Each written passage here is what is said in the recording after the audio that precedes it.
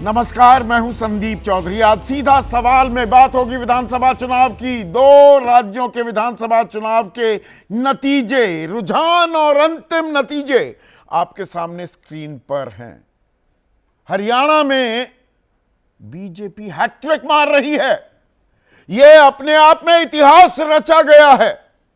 1 नवंबर 1966 को अस्तित्व में आया था हरियाणा, और उसके बाद से आज तक ऐसा नहीं हुआ कि कोई पार्टी लगातार 3 बार सरकार बनाए।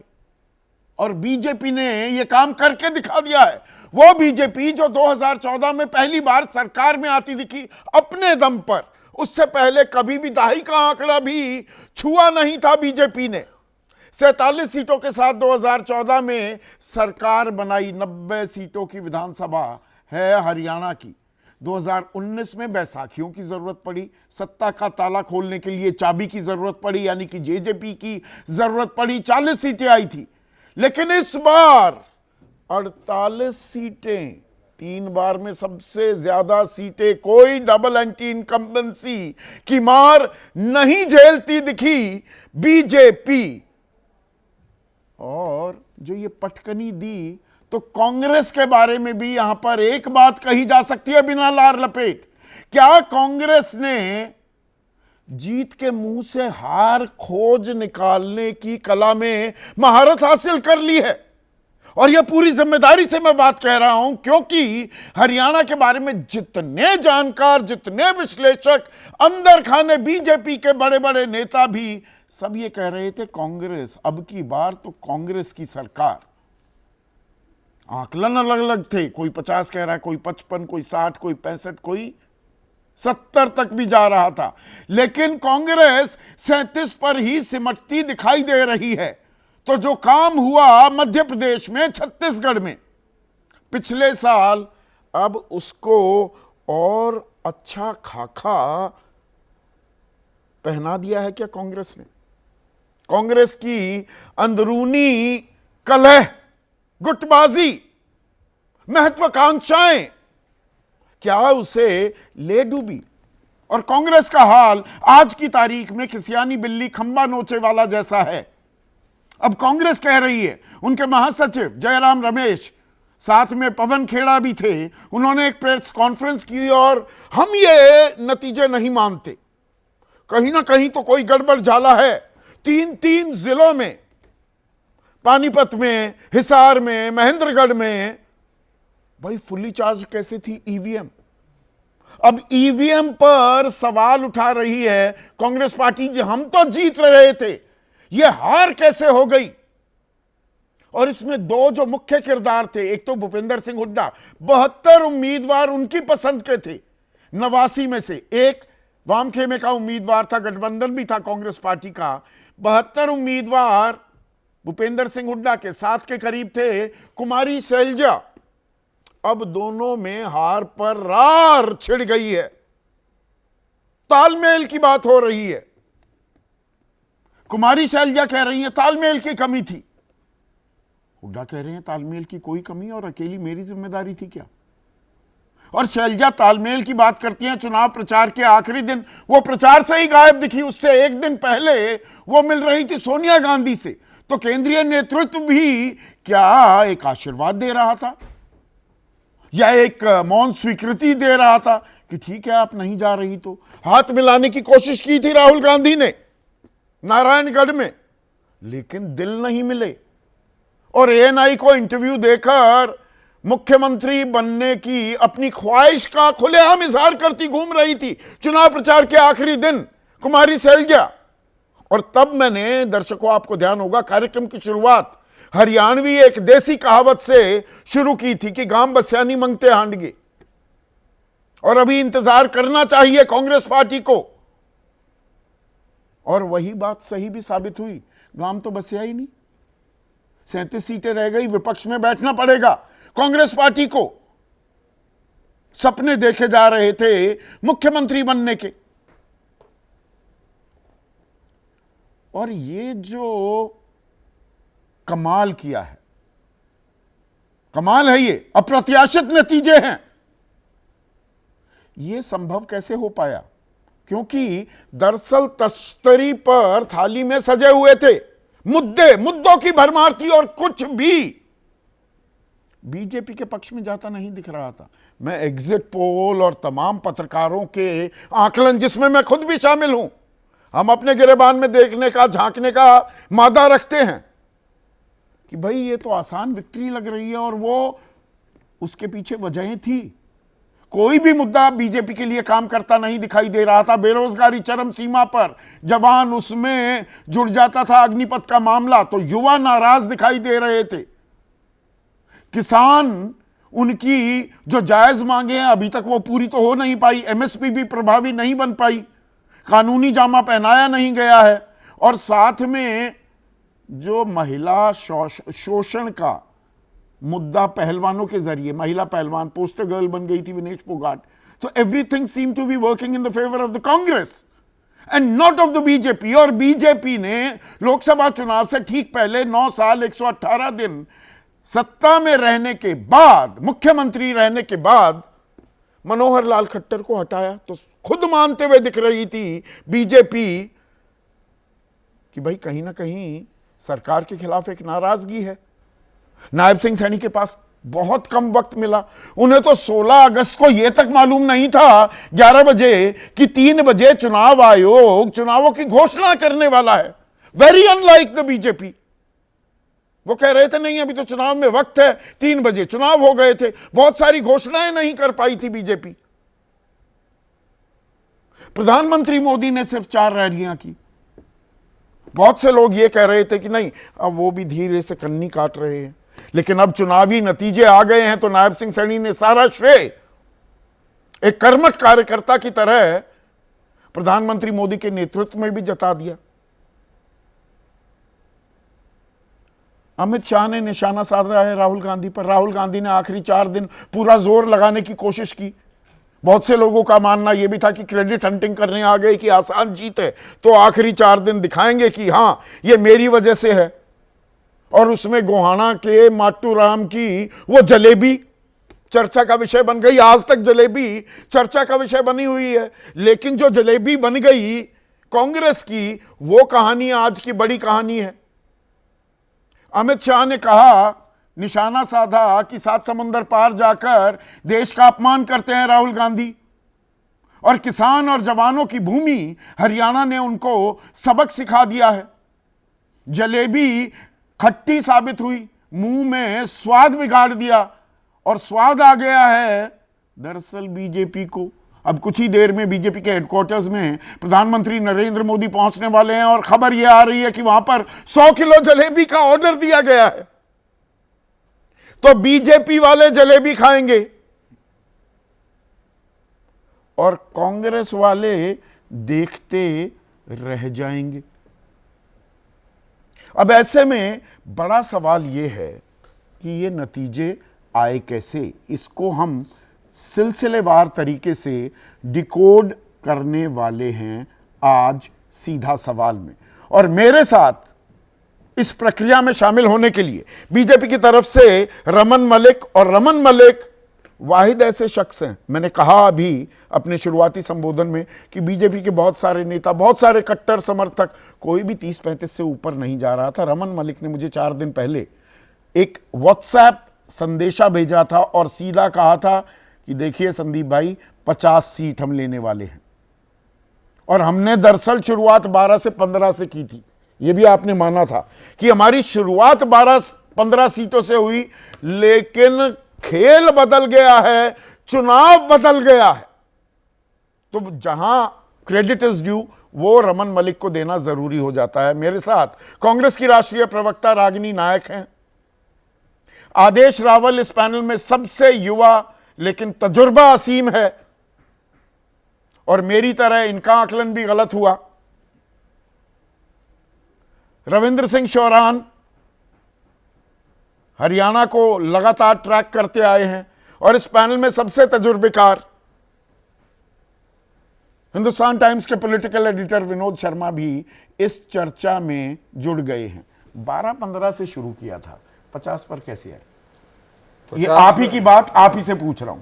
उससे पहले का भी याद करा देता हूं संदीप भाई। 26 तारीख को इसी चैनल पे आपके साथ ही आपने मेरे से पूछा था कि 50 आ रही हैं फिर, और मैंने वो बोला था आपको कि हम 14 का भी आंकड़ा, जो 14 में आंकड़ा आया था उससे बेहतर करेंगे, उससे बेहतर करेंगे। और ये मैंने उस टाइम भी इतने ही कॉन्फिडेंस से बोला जितना आपको मैसेज। वजह क्या थी? और कॉन्फिडेंस, आप ही कॉन्फिडेंट दिख रहे थे उस टाइम, बीजेपी वाला भी कोई कॉन्फिडेंट नहीं था। देखिए ऐसा है कि जो मैंने काम करके भेजा और जो लोगों ने काम करवाया, अब इसके अनसंग हीरो जो मेरे को लगता है उनकी बात करनी चाहिए, वो है Dharmendra Pradhan. He is the strategist. वो और अमित भाई ने दोनों ने स्ट्रैटेजी पूरी डेवलप करी, और एक एक सीट की, आप माइक्रो मैनेजमेंट की बात करते हैं, उन दोनों ने नैनो मैनेजमेंट करी है। जो व्यक्ति 2000 से 2500 वोट लेने की क्षमता रखता था, उसकी क्या करनी है, क्या आज तक करा है नहीं करा, उस सब की हमने एनालिसिस करके उसकी फाइल तैयार करके ये समझा है कि वो किस प्रकार का कैंडिडेट है, क्या पॉसिबिलिटीज हैं, और एक एक सीट में वो है।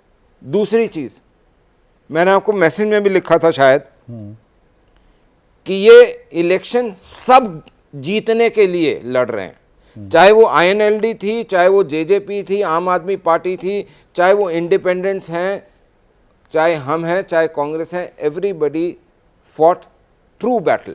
एंटी इनकम्बेंसी थी नहीं, उसको कैसे काटा आपने? आपको नहीं थी तो मनोहर लाल खट्टर क्यों हटाए? मैं बताता हूं। हाँ, अगर मैं आपको वैलिड प्रूफ के साथ हाँ प्लीज। हरियाणा के अंदर किसानी मुद्दों के जो मूल हरियाणा के एक चेहरा है, नेता है या व्यक्ति है जो उठाता है, वो है गुरनाम सिंह चरूनी। गुरनाम सिंह चरूनी को 1100-1200 वोट सारे मिले।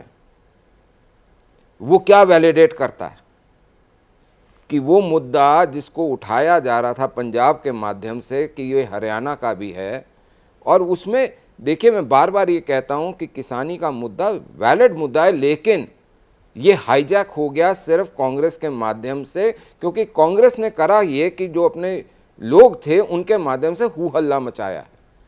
अगर 24 की 24 फसलों पे अनाउंसमेंट किसी और मुख्यमंत्री ने करी हो तो आप बताएं, अगर लोन माफ़ी करी हो तो बताओ, अगर पंप्स देने थे वो दिए हो तो बताओ। और ये मैंने आपके तोड़े हो, गट्टे तोड़ दिए हो, लाठियां भाई, वो लॉ एंड ऑर्डर का एक विषय अलग होता है और मुद्दों का विषय अलग होता है। अब वो दर्द रहे किसी को तो वो अलग कहानी है। जिसके गोडे टूटते दर्द तो रहे, हमने भी खाए सर्दियों में। हमने कांग्रेस से खाए, क्यों नहीं खाए? हमने खाए थे, क्यों नहीं खाए? जो राजनीति नहीं, आप ये बात तो मानेंगे ना Raman, on a serious note, कि किसानी हो या बेरोजगारी, सबसे ज्यादा बेरोजगारी हरियाणा में रही, ये मुद्दे, इनकी काट या इनका समाधान या इनका हल बीजेपी निकाल देगी, ये भरोसा देने में क्या आपने रणनीति अपनाई कि वो किसी को दिखाई नहीं दी? साइलेंटली खामोश वोटर ने, और हरियाणा का आदमी खामोश नहीं होता, वो बड़े खामोश तरीके से आपको वोट देता दिखाई दिया। उसकी वजह भी बताता हूं। देखिए, एक चीज को आपको समझना पड़ेगा कि कोई भी अच्छी चीज होने के लिए कुदरत का साथ होना और आपके विपक्षी का अपने पांव पे कुल्हाड़ी मारना भी उतना ही आवश्यक है। तो इस चीज को आपको समझना चाहिए कि जब आप एक भूपेंद्र सिंह हुड्डा की कंपनी को आपने फ्रेंचाइजी अगर दे दी हरियाणा की, तो एंड मोमेंट पे आप उसमें शैलजा जी का तड़का लगा रहे हों या आप उसमें अशोक तंवर का तड़का लगाते हैं, और ये सामने दिखता हो कि जो मैंने भजनलाल जी के साथ करा था वो मेरे साथ भी हो सकता है, तो बंदा थोड़ा सा निरस हो जाता है। एक दूसरी चीज, मतलब वो खुद ही बड़ी जीत जो मिल सकती थी उसके लिए उन्होंने ट्राई नहीं भाई, अगर आप जिंदा ही नहीं रहेंगे तो हाँ, बड़ी जीत का करोगे क्या? हाँ, दूसरी चीज, हाँ, जो लोग जीत की सूंघ आने पे मस्त हो जाएं, मादक हो जाएं कि जी हमारे वो गोगी जैसे और वो नीरज जी जैसे और दूसरे तीसरे जिन्होंने लिस्टें बना ली थी नौकरियों की, और वो जिन लोगों को ये एहसास है और जो ये टेस्ट कर चुके हैं कि बिना पर्ची खर्ची के नौकरी मिलती है, दी है 10 सालों में, वो अगर नहीं मिला, महत्वाकांक्षाएं तो बीजेपी में भी थी, अनिल विज की, राव इंद्रजीत की, पर आपने ढंग से मैनेज किया क्या?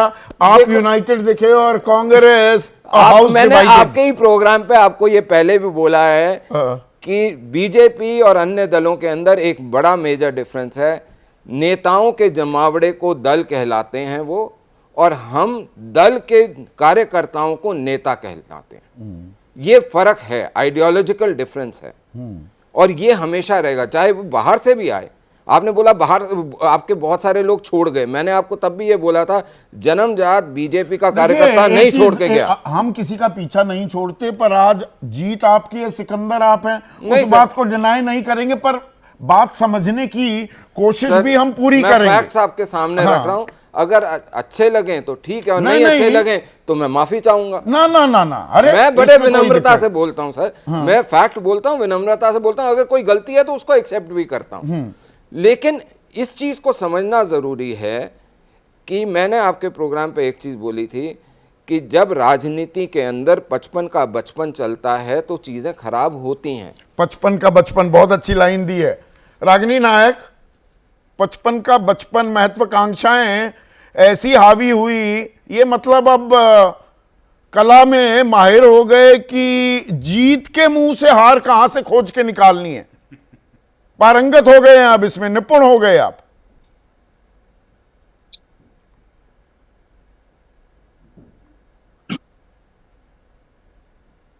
रागिनी आवाज जा रही है कि नहीं?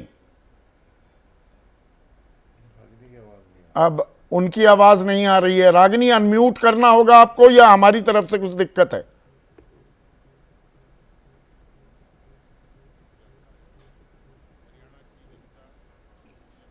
मैंने अनम्यूट किया हुआ है पर आवाज हाँ, नहीं जा रही है, अब समझ आई नहीं ना, पा रही हूँ। आपने नहीं, अब अनम्यूट हुआ है, बोलिए, अब जवाब दीजिए रागिनी।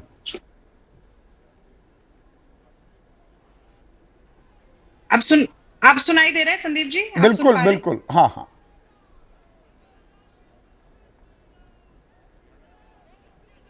हाँ, तो संदीप जी देखिए, जीत का सेहरा जिसके सर पर बंधा होता है, अक्सर हमें लगता है कि उसकी जुबान से निकली हर बात सही है। कुछ समय के लिए ऐसा लगता है कि जीत मिल गई तो शायद सारे पाप धुल गए, पर असल में ऐसा होता नहीं है। मैं दो बातें जल्दी से कहना चाहती हूँ, क्योंकि मुझे लग रहा है अगर मोदी जी पहुंच गए भाषण देने के लिए तो शायद कुछ समय प्रोग्राम को रोकना भी पड़ सकता है। तो देखिए, शिव मंगल सिंह सुमन कुछ पंक्तियां कहते थे जिन्हें अटल बिहारी वाजपेयी कई बार दोहराते थे। वही अटल बिहारी वाजपेयी जिन्होंने राजधर्म का पाठ भी पढ़ाया, और वही अटल बिहारी वाजपेयी जो कश्मीरियत, जमहूरियत और इंसानियत की बात करते थे, जिसे मोदी जी की सरपरस्ती में जिसका दम घोटने का काम किया गया। और आज चर्चा सिर्फ हरियाणा पर नहीं होनी चाहिए, उस तरफ भी होनी चाहिए। अब आप तो वो कहते थे संपादकीय कि है, हार में सलाहकार मत जीत बनिए। में किंचित नहीं, हरियाणा जीत में आप हारे संघर्ष कैसे, ये पथ पर बता जो दीजिए। मिला, ये भी सही वो भी सही। हाँ सुनिए ना, हाँ अरे भैया हाँ संदीप जी, उसी पर आ रही हूँ। हाँ। देखिए, फिर से कहती हूँ, न हार में न जीत में किंचित नहीं भयभीत में, संघर्ष पथ पे जो मिला ये भी सही वो भी सही। तो देखिए, जनादेश तो सराखों पर है, लेकिन वो जनता का आपके आदेश होना चाहिए। वोटर, आपके जनतंत्र कार्यकर्ता का तो आदेश नहीं होना भयभीत चाहिए कि होने उसमें लगेंगे तंत्र की मिलावट कि नहीं जहां होनी चाहिए। जीत की आहट, साफ इसीलिए आहट नहीं, गूंज सुनाई देती है, आपस में सिर्फ टब्बल के इसीलिए चलते सारा खेल बिगाड़ लेते हैं कांग्रेसी।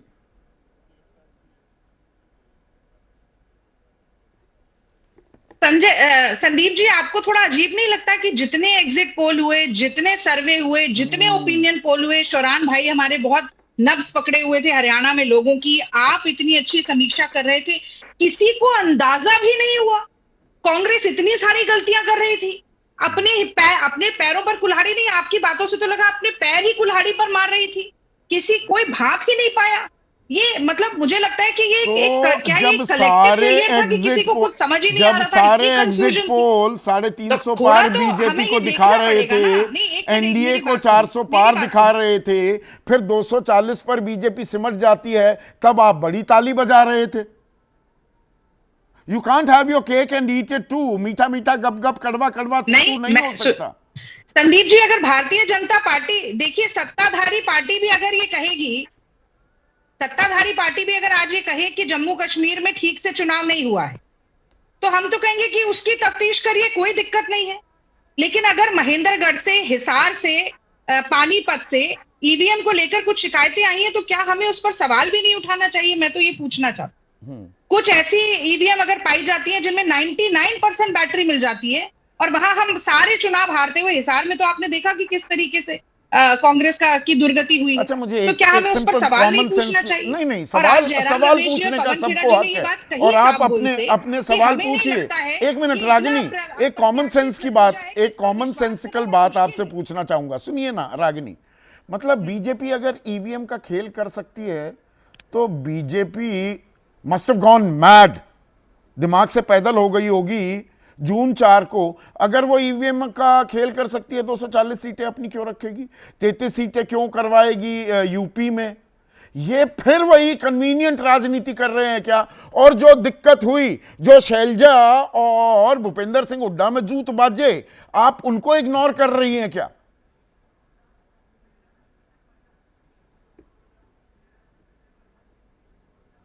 नहीं, मैं तो ये भी इग्नोर नहीं संदीप जी, देखिए, आत्म मंथन करना, समीक्षा करना, ये तो कांग्रेस पार्टी करेगी ही।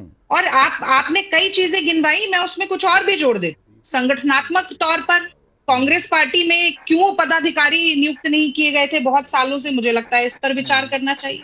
ये भी देखना चाहिए कि क्या नेताओं की तनातनी सच में, जो हमें ऐसा लगा कि नहीं है, जब राहुल गांधी जी के कहाँ हाथ चलते मिलवाते ऐसे फिर हाथ रहे हो, मिलाया दिल था, आपने कहाँ भी वो मिले? फोटो देखी होगी, हाँ शैलजा जी हाँ, ने और हुड्डा जी ने, वो तो उसके हाथ बावजूद मिले भी ना, क्या दिल कुछ का ऐसा दिल ही रह कहाँ गया? मिले? नहीं वो सुन, तो नहीं, नहीं, सुन तो मुख्यमंत्री की लीजिए, ताल ठोक रही अरे थी। सुन तो लीजिए, हाँ, ये भी देखना पड़ेगा। लेकिन हम क्या ये नहीं, ये भी हम इग्नोर कर सकते हैं क्या कि जो जूत बाजने की बात आप कर रहे हैं, तूती के बजाय जो जूती बज रही थी, वो तो भारतीय जनता पार्टी में भी बज रही थी। राव इंद्रजीत, अनिल विज, खट्टर, नायब सिंह सैनी, ये क्या हम, ये आपने तो खुद ये बात कही कि चरम पे लगभग देश से 4 गुना ज्यादा बेरोजगारी हरियाणा में थी, हमने मुद्दे को उठाया। पहलवान बेटियों के साथ अपमान हुआ, हमने उस मुद्दे को भी उठाया।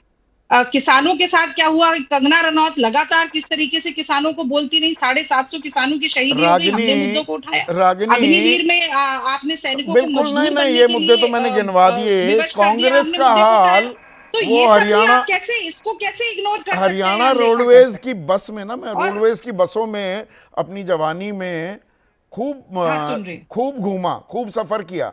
वो अंदर लिखा होता है सवारी अपने जान और सामान के लिए खुद जिम्मेदार है। तो हरियाणा रोडवेज जैसा हाल हो गया है कांग्रेस पार्टी का। नेता और कार्यकर्ता वो अपने जान सामान के लिए, अपनी हार जीत के लिए खुद ही जिम्मेदार है। हर कोई अपने घर में बैठा रहे, अपना हिसाब बस देखने में मस्त था।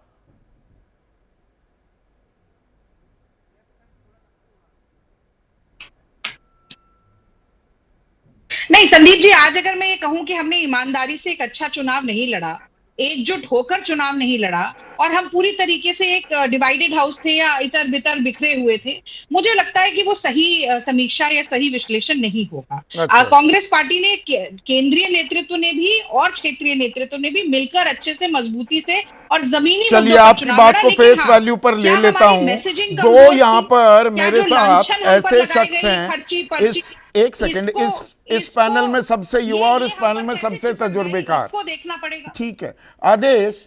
रागिनी कह रही हैं कि नहीं, ये बातें मैं मानूं तो क्या आप इनको मानेंगे? हम तो एकजुट होकर लड़े। कांग्रेस एकजुट होकर लड़ी, कोई महत्वाकांक्षा नहीं थी क्या? थाली में परोस कर हरियाणा की गद्दी सामने खड़ी थी और ठुकराती दिखाई दी कांग्रेस? क्या ये कहना गलत होगा? नहीं, कुछ भी गलत नहीं होगा। रागनी तो अपना काम कर रही हैं, प्रवक्ता है, पार्टी को डिफेंड करेंगे, उनका काम है। तो ऐसा पता क्या है, एक गुलदस्ता था, उस गुलदस्ते में एक ही फूल था, वो था कांग्रेस पार्टी का। और उसमें अगर 3-4 फूल होते अलग अलग जातियों के, और तो बहुत अच्छा होता है कांग्रेस पार्टी के लिए। अब मैं आपको ये कहूंगा कि मैं ये क्यों कह रहा हूं। दरअसल कांग्रेस पार्टी के पास पिछले 20-22 साल की राजनीति में 2 वोट बैंक हैं, जाट और दलित। 3 महीने पहले लोकसभा चुनाव हुआ, पूरे देश में इंडिया अलायंस को दलित ने वोट किया, दलित समुदाय ने वोट किया और सबने वोट किया, उसमें कुछ ओबीसी भी आया। 3 महीने बाद ऐसा क्या हो गया हरियाणा की राजनीति में कि कांग्रेस पार्टी के पास जो 2 वोट बैंक थे उनमें से एक छिटक गया। छिटक नहीं गया, पूरा ही छिटका भाग, ही नहीं, प्रदेश अध्यक्ष पूरा उदय भाग। भान होडल से हार गए। वो दलित सबसे बड़े चेहरा भूपेंद्र सिंह हुड्डा के बाद। नहीं नहीं नहीं नहीं, वो तो बहुत छोटी बात है। वो बड़े चेहरे नहीं है, वो इतने छोटे चेहरे थे, इसीलिए इस पद पे थे। वो इतना बड़ा मामला उसको मैं नहीं मानता, हाँ, उसको मैं इतनी बड़ी अचीवमेंट नहीं मानता। मैं इसको ऐसे मान रहा हूं कि 3 महीने बाद ऐसा क्या हो गया कि कांग्रेस पार्टी का जो सबसे स्ट्रॉन्ग होल्ड था दलित वोट बैंक, वो उससे चला गया। दरअसल क्या हुआ, इस गैर जाट सेंटीमेंट में दलित वोट ने खुद को भी शामिल कर लिया। उसने कहा कि नहीं, मैं दलित नहीं हूं, मैं गैर जाट वोट हूं। ये है असली दिक्कत कांग्रेस पार्टी की। पर इसमें एक मेरा इसमें ऑब्जेक्शन है, जब जाट गैर जाट नैरेटिव की बात की जाती है Aadesh, and correct me if I am wrong. देखिए, हरियाणा में जब छत्तीस बिरादरी की बात होती है ना, हरियाणा तो बाहर गांव राम में तो सबने एक दूसरे की जात बेरा है, पर बाहर हरियाणवी जात बाद में आती है, और वो अच्छा खासा मुखर होता है। आप भी मुखर हो, मैं मुखर हूं, ब्राह्मण भी मुखर होगा, कोई दलित भी मुखर होगा, वो न्यूनीक चुपचाप बैठ जाएगा और साइलेंटली वो खामोश बैठा है, डरा बैठा है। यहां पर वो उत्तर प्रदेश या बिहार वाला हाल नहीं है। तो ये इतना साइलेंट कैसे बैठा था कि वो पकड़ नहीं पाए कि ये चुपचाप बैठा और वोट देने वाला है, नैया पार लगाने वाला हमारा है बीजेपी की। हमारा जो आकलन है वो कहाँ गलत हुआ? हम क्या नहीं भाप पाए? हम ये नहीं भाप पाए कि बीजेपी का जो एंटी जाट सेंटीमेंट है या जो गैर जाट सेंटीमेंट है, वो इतना ज्यादा स्ट्रोंग है कि वो इतना चुप हो गया कि उसने सिर्फ और सिर्फ जिस दिन वोटिंग हुई उस दिन जाके बटन दबाया ईवीएम पे, बस इतना ही बोला वो। ये नहीं भाप पाए हम, ये हमारी गलती हुई। नहीं, इसमें एक और बात, अब मैं थोड़ा सा इलाकाई विश्लेषण करवा दूं आपसे आदेश।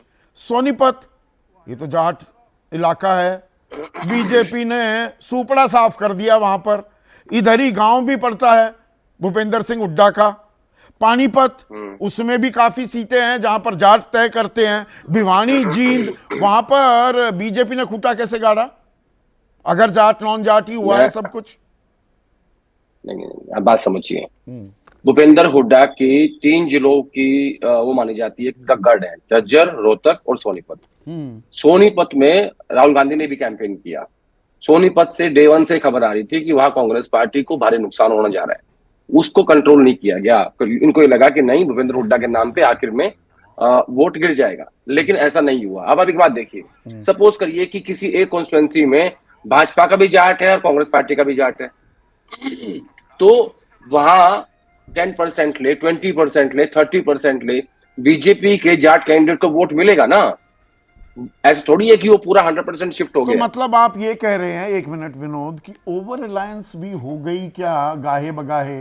कांग्रेस ने सारे पत्ते, सारी चाबियां, सारी रणनीति भूपेंद्र सिंह हुड्डा के हवाले कर दी, और कहीं ना कहीं हुड्डा को लेकर हरियाणा में एक मानस ये भी था, और वो बीजेपी याद दिलाने में खर्ची पर्ची की बात लगातार रमन मलिक कर रहे हैं। और दूसरा, एक आपने भी तब ट्रैक किया था हरियाणा कि भाई हुड्डा आने के बाद एक तो वो बहुत मुखर तौर पर उनके समर्थक आसपास वो जाट फैक्टर को बढ़ा चढ़ाकर पेश करने लगे, और रोहतक, सोनीपत और झज्जर तक ही जी सरकार सीमित रहेगी।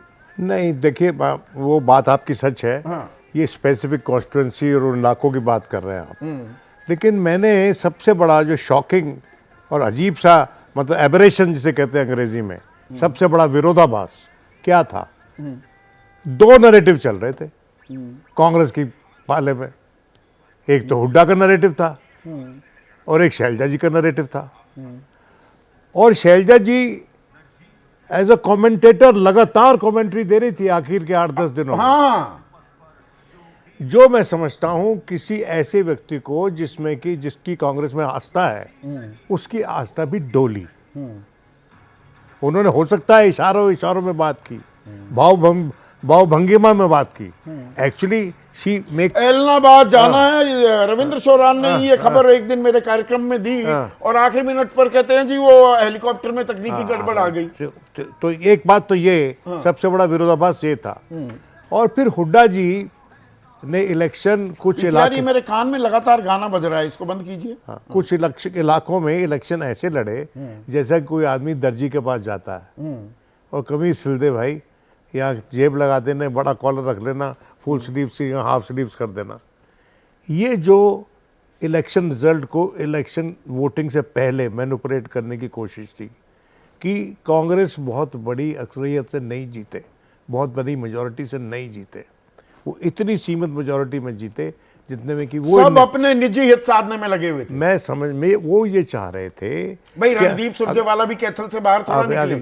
नहीं, अगर हम शैलजा की बात कर रहे नहीं, हैं तो उन्होंने तो बागी खड़े किए ना, उन्होंने तो बागी खड़े किए जो चले नहीं। और ये सबसे बड़ी मैं समझता हूँ अपने पाँव पे कुल्हाड़ी थी। अंग्रेजी में कहावत है falling on one's own sword, अपनी ही तलवार पे गिरने वाली बात थी। और रमन साहब जो कह रहे हैं कि इसमें बड़ी कारीगरी थी बीजेपी की, ज़रूर होगी, जीते हुए व्यक्ति को तो प्रेस करना ही पड़ेगा, लेकिन उसमें बहुत सी मदद जो कांग्रेस बीजेपी कांग्रेस के अंदर अराजकता थी, वहाँ जो विरोधाभास था उससे बीजेपी को मदद वो मिली। बीजेपी ने एक्सप्लॉइट कर ली उस सिचुएशन। केंद्रीय नेतृत्व की भी हो जाती है। और क्या, बिल्कुल केंद्रीय नेतृत्व को एकदम नकेल कसनी चाहिए थी। जो भाई जो हमको लग रहा था, क्या उनको नहीं लग रहा था देख के कि दो नैरेटिव चल रहे हैं और लगातार चल रहे हैं, इलेक्शन से 2 दिन पहले तक चल रहे हैं। सोनिया गांधी मिल रही है शैलजा से। देखिए वो तो प्रत्यक्ष रूप से नहीं मिली, लेकिन जानकार सूत्रों के अनुसार मिली। तो और फिर दूसरा अगर आप देखें कि जब भाई अगर नहीं मिली थी तो खंडन आना चाहिए था। नहीं, तो जब हाथ मिलवाया था राहुल गांधी ने, उस वक्त भी हाथ नहीं मिले थे अच्छे से, हाथ अच्छे से नहीं मिले थे, उतनी वो गर्मजोशी नहीं थी हाथों में। देखिए एक किसी को कह देना कि आप ये करिए, एक वो मैं आपकी तरफ हाथ मिला दूं, ये वैसे ही हाथ मिला था जैसा कि मुशर्रफ का हाथ अटल जी की तरफ जब नेपाल में काठमांडू में था, वैसा हाथ था। हाथ मिलना पर कांग्रेस से अलग देखिए, जो जीता वही सिकंदर भी है, रविंद्र शोरान अनप्रेसिडेंटेड है, इतिहास रचा है बीजेपी ने, इसे नकारा नहीं जा सकता। और वो तब जबकि हर चीज बीजेपी के खिलाफ जाती साफ दिखाई दे रही थी। इस बात को हम नजरअंदाज नहीं कर सकते। बिल्कुल नहीं कर सकते और न करेंगे सर, बिल्कुल ये एक ऐतिहासिक जीत है। और देखिए मैं आपने कार्यक्रम की शुरुआत हरियाणवी कहावत से की, मैं उसी के साथ जोड़ के आगे बढ़ाता हूँ। बागड़ इलाके से आता हूँ, पानी की कमी रही है, तो वहां क्या कुएं से पानी खींचते हैं और जो पनिहारन होती है ना, उसके सिर पे मटका रख देते हैं और वो घर लेके जाती। अगर कोई स्किलफुल महिला है तो पानी एज इट इज पहुंचा देगी पूरा मटका, और अगर उसमें अनस्किल्ड है तो वो अपने कपड़े भी गीले कर लेगी और पानी भी आधा पहुंचेगा। कांग्रेस ने वही काम किया। हरियाणा के लोगों ने पूरा मटका भर के इनके सिर पे रखा कि जाके जीत के आओ, सरकार बनाओ। इन्होंने आधा पानी गिरा दिया, अपने कपड़े खराब कर लिए और पानी घर तक पहुंचा भी नहीं। इनकी हालत हुई वो। सब कुछ सारे मुद्दे इनको दिए, हर मुद्दा इनको प्लेट में सजा के दिया, इनको खीर बना के दी, इन्होंने उसमें रेत डाला। पर ये कहना कि मतलब ये इसका मोटा मोटा खाका ये बनता है कि भाई ये चुनाव बीजेपी नहीं जीती, कांग्रेस हार गई, पर ये भी आधी अधूरी कहानी हो जाएगी। एक सेकंड रोकूंगा संदीप जी, हम लोग पहले से ये बात कह रहे हैं और पहले दिन से कह रहे हैं, रमन भाई की हाजिरी में भी कह रहे हैं कि कांग्रेस पार्टी ने ऐसा कुछ नहीं किया कि कांग्रेस को जीत मिलनी चाहिए। ये तो बीजेपी के मुखालफत का वोट है जिसको कांग्रेस डिफॉल्ट ऑल्टरनेटिव की वजह से मिल रहा है। नाराजगी थी, आदेश ने एक दिन मरोड़ शब्द भी इस्तेमाल किया था और वो मरोड़ दिखी भी थी बीजेपी नेतृत्व की तरफ से। अब ये बात बिल्कुल उसको डैमेज कंट्रोल वो कैसे किया, सही राह पर कैसे ये मरोड़ हुड्डा की निकाल दी लोगों ने इस बार। उल्टा हो गया। क्यों? मैं बताता हूं क्यों। क्योंकि 2800 लोगों से आपने 20-20 हजार रुपए लेके एप्लीकेशन फॉर्म भरवाए और अपनी मर्जी से लोगों को टिकट दे दी। विनेश फोगाट को जहां से टिकट दी, 80 लोग टिकट मांग रहे थे वहां पे। अब उन लोगों ने क्या किया, वापस जाके उनमें से कितने लोगों ने मदद की विनेश फोगाट की, और ऐसे हर कॉन्स्टिट्यूंसी में थे, किसी में 70 थे, किसी में 60 थे, जिन लोगों ने। पर ये तो भाई जीतते हुए जहाज पे हर कोई सवारी करना चाहता है। बिल्कुल चाहता है, लेकिन सपोर्ट तो किसी ने नहीं किया। जमीन पे जिस तरीके से बीजेपी के, जो रमन भाई ने बताया कि जिस तरह से बीजेपी के कार्यकर्ता छोटे छोटे टुकड़ों में लगे हुए थे, वैसे वो 70 आदमी रोडवेज की बस बन गई ना। हाँ, जिसको चढ़ना चढ़ जाओ। सवारी अपने जान और सामान के लिए खुद जिम्मेदार है। वही हालत हो गई। हाँ। वही हालत हुई ना। तो इसलिए क्या है कि कोऑर्डिनेटेड था नहीं। और हाथ मिलाने वाली बात तो मैंने उस दिन भी कहा था, तकल्लुफ को भी इखलास समझ लेते। तुम तो तकल्लुफ को भी इखलास समझ लेते हो फराज। दोस्त होता नहीं हर हाथ मिलाने वाला। तो हाथ तो मिलवा दिए, लेकिन काम क्या है सर वो हाथ मिलाना। बीजेपी ने सही क्या किया, देखिए प्रधानमंत्री मोदी ने भी 4 रैलियां की, नायब सिंह सैनी भी इस तरह के बयान बीच में देते पाए गए कि भाई हमारी बहुमत ना भी आए तो भी हम सरकार बना लेंगे। तो वो ये था एक्सेप्टेंस, एक संदेश ये जा रहा था कि भाई बीजेपी अपने दम पर बहुमत नहीं बनाने वाली है किसी कीमत पर। बी- और आखिरी दिन वो अशोक तंवर की ड्रामेटिक एंट्री महेंद्रगढ़ में, तो वो दलित वोट बैंक छिटक गया। अब आदेश जो कह रहे हैं, तब लगा कि नहीं भाई सारे अपने बॉक्सेस को टिक कर लिया है कांग्रेस ने। बीजेपी ने सबसे बढ़िया काम इस चुनाव में यह किया कि बीजेपी चुप रही। बीजेपी ने शोर ही नहीं मचाया। बहुत आसानी से छोटी छोटी रैलियां की हम लोगों ने भी एक बात कही कि प्रधानमंत्री की रैली थी, बहुत कम लोग हाजिरी थी, लेकिन बीजेपी ने उस बात को कोई ज्यादा तवज्जो नहीं दी। वो ऐसी अहम छोटी बात छोटी आप रैली कह रहे हैं दिबांग, क्योंकि थोड़ा सा वक्त कम है। बीजेपी ने शोर नहीं किया, शोर ने खेल खराब कर दिया क्या कांग्रेस का? बिल्कुल शोर ज्यादा मच गया कि अरे जीत गई कांग्रेस। बिल्कुल। और देखिए, शोर मचाना भी एक कला है, शोर मचा के उसका फायदा उठाना भी एक कला है। ये इन्होंने लगातार, बीजेपी ने इस कला में महारत हासिल कर दी है। जिस तरह से वो शोर करते हैं और लगातार चुनाव जीतते हैं, इनको इसकी महारत है। इस बार वो खेल कांग्रेस ने करना चाहा, और हमने, अगर आपको याद हो तो, बात भी की कि किस तरीके से वो पार्टी जिसने 2009-2014 का जब चुनाव लड़ा तो अपने स्लोगन में मोदी मोदी 2 बार लिखा। हरियाणा में भी मोदी सरकार, एक बार फिर मोदी सरकार। इस बार नहीं मोदी जी का नाम था, है ना? तो मैं ये कह रहा हूं कि बीजेपी ने वो खेल खेला और उसको साइलेंटली खेला। कांग्रेस उसको समझ नहीं पाई। मतलब रणनीति का जिक्र कर रहे थे रमन आपके आने से पहले कि धर्मेंद्र प्रधान और अमित शाह की रणनीति, वो सारी गोटियां उन्होंने बड़ी सही सेट की। हाँ, और जो पता नहीं लग पाया एक आम ऑब्जर्वर को। अब ये रणनीति थी कि प्रधानमंत्री जो स्वयं रैली करना चाहते हैं, ढेरों रैलियां करते कभी हैं, पीछे नहीं हटते। दिल्ली जो कि राज्य भी नहीं है पूर्ण, वहां भी 6 रैलियां करते हैं। वो रिलक्टेंट कैंपेनर कतई नहीं है। हाँ, हरियाणा में 4 रैली करके वो छक गए। मतलब वो ये रणनीति रही या उनको समझाना रहा, ये एक सोचने वाली बात है। इस पर और भी बहुत सारी बातें होंगी, पर ये एक बड़ी बात ये देखकर सामने आई कि उन्होंने इस बार ये बदलाव किया, और वो बदलाव ये दिखा रहा है कि मोदी जी का चेहरा नहीं चलेगा, मोदी जी का नाम नहीं चलेगा, इनकी रैलियां भी नहीं चलेंगी, और शायद इसलिए वो मोदी जी का नाम वहां नहीं आया। ये उनके लिए मुझे लगता है कि फायदे में आया। बैकफुट पर दिखती, और बहुत से लोग ये सवाल उठा रहे थे कि भाई 4 राज्यों में चुनाव होने थे, 2 पहले करवा रहे हैं, 2 बाद में घबराए हुए हैं लोकसभा चुनाव के नतीजे के बाद, कहीं फिर से हार ना हो जाए तो थोड़ा चरणबद्ध तरीके से कर रहे हैं, इसलिए महाराष्ट्र झारखंड बाद में होगा। ये दोबारा से मोमेंटम गेन करती दिख रही है बीजेपी। बिल्कुल, इसके बाद तो दोबारा एक बहुत बड़ा मोमेंटम गेन करती हुई दिखेगी। खास तौर पर इसलिए भी क्योंकि ये वो राज्य है जहां ये माना जा रहा था कि कांग्रेस बिल्कुल इसको आसानी से जीत लेगी। कांग्रेस को कुछ करना ही नहीं है, सिर्फ हुड्डा जी को अपनी ओथ लेनी है। यहां तक कांग्रेस जब मानी बैठी हुई थी, सोची हुई थी, उस हालत में अगर जब आप हार जाते हैं तो बीजेपी को ही नहीं मोमेंटम मिलता, कांग्रेस को भी उतना ही धक्का लगता है। यानी इसका और जो समीकरण बनते दिखे थे कि भाई जाट दलित एक वोट बैंक, और हम महाराष्ट्र की भी बात कर रहे थे कि वहां मराठा दलित मुसलमान एक गठजोड़ बनता दिखेगा। अब now nothing can be taken for granted. बिल्कुल, और ये ऐसा नहीं कि ये सिर्फ हम लोग बातचीत में लोकसभा चुनाव में समीकरण दिखाई दिया, तभी 10 में से 5 सीटें रह गईं, वहां दिखाई दिया और ऐसा लगा कि परवान चढ़ेगा।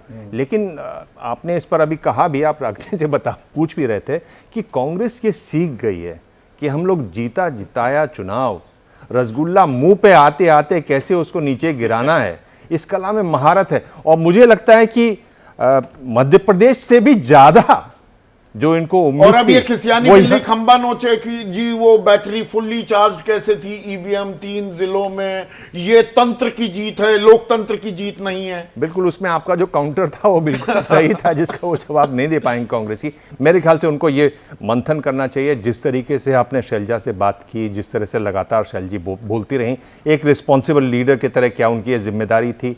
अगर भूपेंद्र सिंह हुड्डा सब संभाल रहे थे, पेट्रियार्क थे, तो क्या उन्होंने उनके साथ ठीक व्यवहार किया? को फिर से अपने गिरेबान में झांकने की जरूरत है। जो थोड़ी एडवांटेज, जो ट्रैक्शन, जो जोश उत्साह आता दिखा था कांग्रेस में, क्या उसे न्यूट्रलाइज करने में बीजेपी जो बैकफुट पर दिख रही थी लोकसभा चुनाव के बाद, उससे साफ निकलती दिखाई दे रही है क्या? और इसके चलते अब क्या राजनीति आने वाले दिनों में, अब 2 राज्यों में और चुनाव होने वाले हैं, और दिलचस्प होगी, और नैरेटिव क्या बनता है, क्या वो देखने वाली बात होगी। आज सीधा सवाल में बस इतना ही। नमस्कार। जैसे ही घड़ी का काटा दोपहर 2:30 पे आए, बबीता जी का दिल सास बहू साजिश के लिए मचल जाए। और ये है इनकी बहू, पूरे दिन ऑफिस की टेंशन हो जाए गॉन जब ये करें अपना फेवरेट शो फ्री टाइम पे ऑन। इनकी तरह आप भी देखिए अपना फेवरेट शो अपने टाइम पर और डाउनलोड कीजिए एबीपी लाइव ऐप अपने स्मार्ट टीवी पर।